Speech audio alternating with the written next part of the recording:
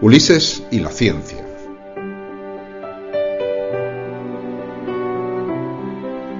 Un espacio de cienciaes.com para la divulgación del conocimiento científico.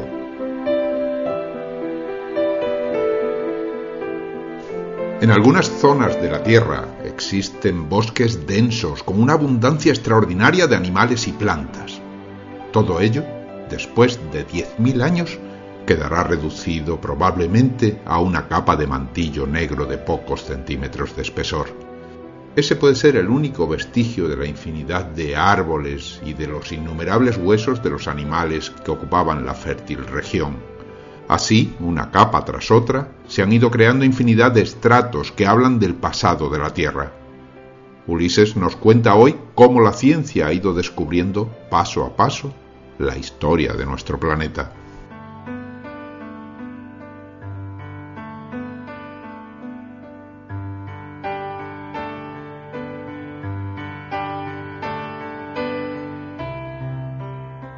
El principio y el fin.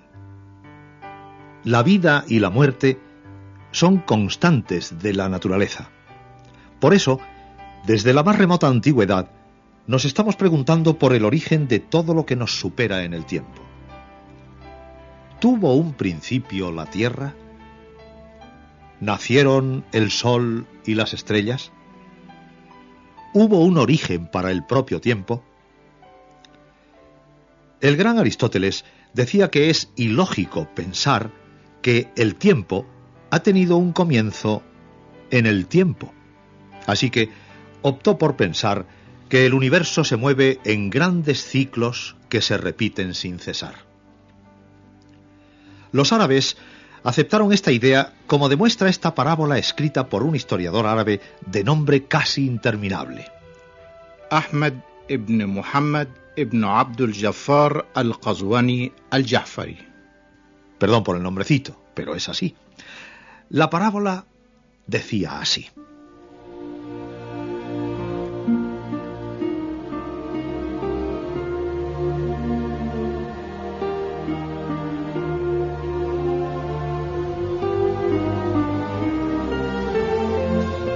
Un día pasé por una ciudad grande y rica.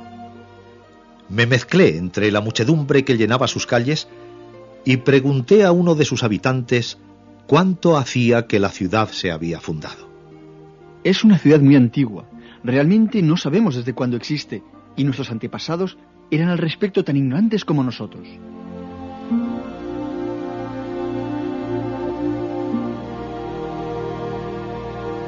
«500 años después, pasé por el mismo lugar y la ciudad había desaparecido. Tan solo había allí un viejo campesino recolectando hierbas. Me acerqué y le pregunté cuánto hacía que la ciudad había sido destruida. Una ciudad aquí, tú estás loco, hombre, tú estás loco. Esto siempre ha sido un campo, siempre ha estado así, igual. Jamás ha habido una ciudad aquí, yo no la he conocido, y ni mis padres ni mis abuelos me han hablado de ella.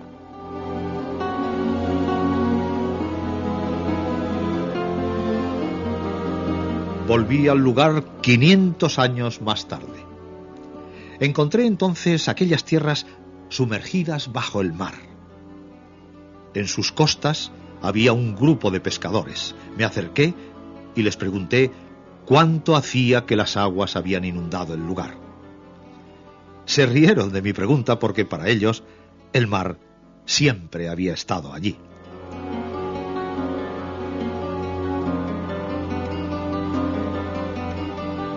Regresé 500 años después. El mar había desaparecido, pero no encontré a nadie que pudiera decirme cuándo.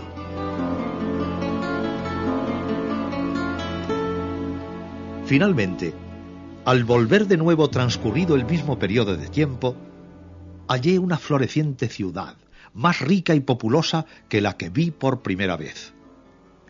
Cuando quise informarme sobre su origen, me respondieron: Señor, el nacimiento de esta ciudad se pierde en la más remota antigüedad. No sabemos desde cuándo existe y nuestros padres y abuelos son tan ignorantes como nosotros.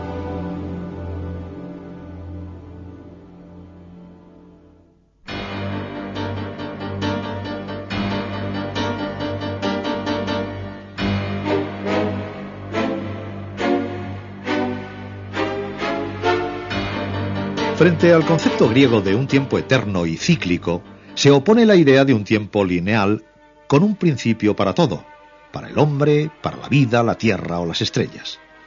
Esta forma de pensar fue potenciada por muchos movimientos religiosos, entre ellos el cristianismo. Si para los griegos la historia era como el girar de una rueda gigantesca, para los cristianos era como una obra de teatro, con un comienzo y un final perfectamente definidos. La edad del mundo estaba en los libros sagrados, bastaba contar la secuencia de nacimientos y muertes. En ese cálculo se enfrascaron muchas personas.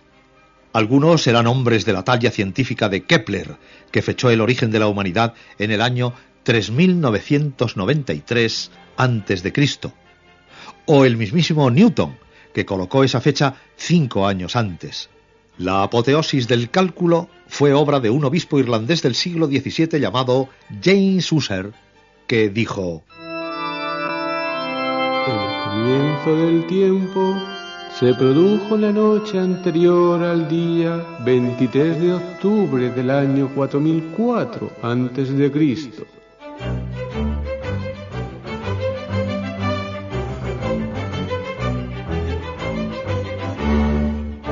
Los argumentos eran convincentes, pero a pesar de la indudable categoría de algunos de los defensores de las Sagradas Escrituras, hubo muchos científicos que prefirieron estudiar las piedras. Entre ellos está un naturalista francés del siglo XVIII llamado Georges-Louis Leclerc, conde de Buffon. Este investigador, además de animar a los geólogos a estudiar los archivos del mundo escritos en los estratos de la Tierra, fue el primero en hacer un experimento. Buffon había oído decir a los mineros que la Tierra está más caliente en las profundidades que en la superficie. Así que un día se encerró en su laboratorio. Elaboró varias esferas con materiales terrosos, las calentó y midió el tiempo que tardaban en enfriarse. Extrapolando los datos a un cuerpo del tamaño de la Tierra, dedujo que ésta debía tener entre 75.000 y 168.000 años, aunque en privado se inclinaba por una cifra mayor que podía alcanzar el 500.000 de años.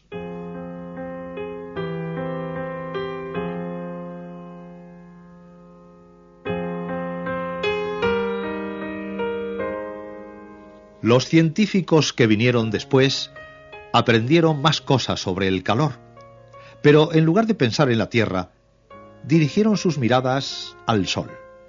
¿De dónde sale tanta energía?, se preguntaba el físico alemán Helmholtz. Si procediera de la combustión, como el calor que obtenemos al quemar madera, nuestra estrella no duraría más de 1000 años. Helmholtz buscó otra solución: la enorme contracción debida a la gravedad de nuestra estrella.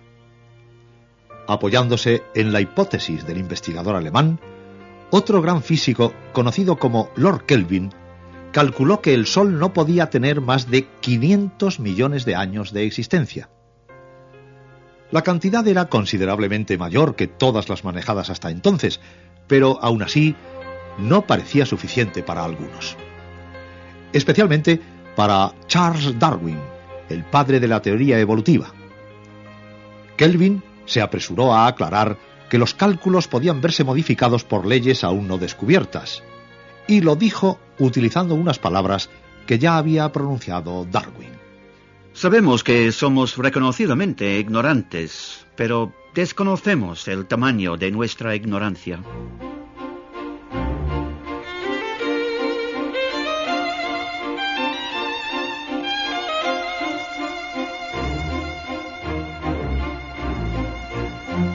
En 1896, por casualidad, como suelen hacerse los descubrimientos inesperados, un físico francés, Henri Becquerel, depositó unas sales de uranio en un cajón del laboratorio. Debajo había, envueltas en un papel negro, unas placas fotográficas sin revelar. Días después, descubrió que las placas se habían velado. Por alguna razón desconocida entonces, las sales emitieron una radiación capaz de atravesar el papel negro. Esa radiación, detectada también en un elemento químico llamado radio, fue conocida como radiactividad. Lo más impresionante de esta novedosa propiedad de la materia era que se liberaba una gran cantidad de energía. El físico inglés Ernest Rutherford midió esa energía y calculó que un trozo de radio libera calor suficiente como para fundir su peso en hielo en 1 hora. Pero lo más impresionante es que puede seguir haciéndolo durante 1000 años o más. Otro descubrimiento importante fue que cada sustancia radiactiva se desintegra a un ritmo determinado. Si tomamos una cantidad de carbono 14, por ejemplo, cuando pasen 5.570 años, solo quedará la mitad. El resto se convertirá en nitrógeno 14. Así pues, midiendo la proporción de una y otra sustancia en una muestra determinada, podemos deducir la edad. Hay sustancias, como el uranio 238, que tienen una vida media de 4.000 millones de años, tiempo suficiente para calcular la edad de la Tierra. Cuentan que un día Rutherford se acercó a un profesor de geología de su universidad, le enseñó una piedra negra que llevaba en la mano y le preguntó: Adams, ¿qué edad se atribuye a la Tierra? Pues, según los últimos cálculos, unos 100 millones de años. Pues yo sé que este trozo que llevo en la mano tiene 700 millones de años.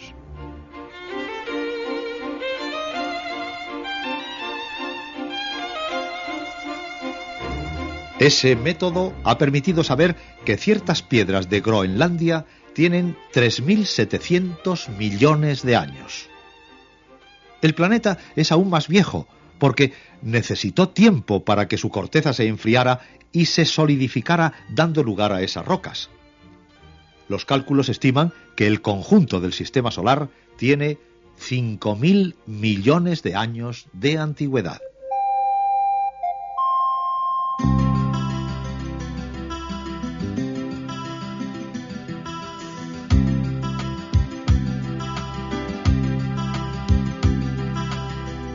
A principios del siglo XX se había encontrado por fin la fuente de energía de la Tierra, la radiactividad. Pero el firmamento aún estaba plagado de incógnitas. El Sol y las estrellas son objetos celestes tan impresionantes, radian tal cantidad de energía, que ni siquiera la radiactividad puede justificarla. A la solución del problema ayudó el conocimiento de la estructura íntima de la materia. Poco a poco se fue averiguando que cada átomo tiene un núcleo y cada núcleo es un racimo de partículas más diminutas llamadas protones y neutrones.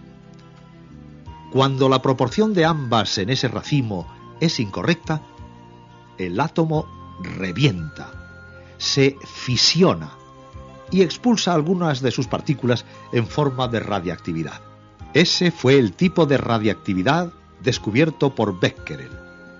Pero hay otra posibilidad.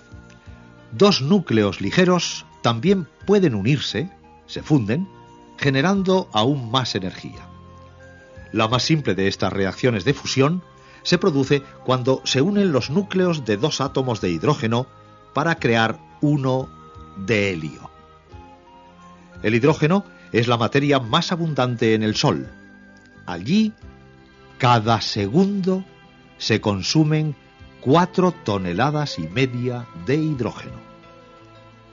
Pero eso es una insignificancia, porque el Sol es tan inmensamente grande que, aun a ese ritmo, tiene combustible para otros 5.000 millones de años.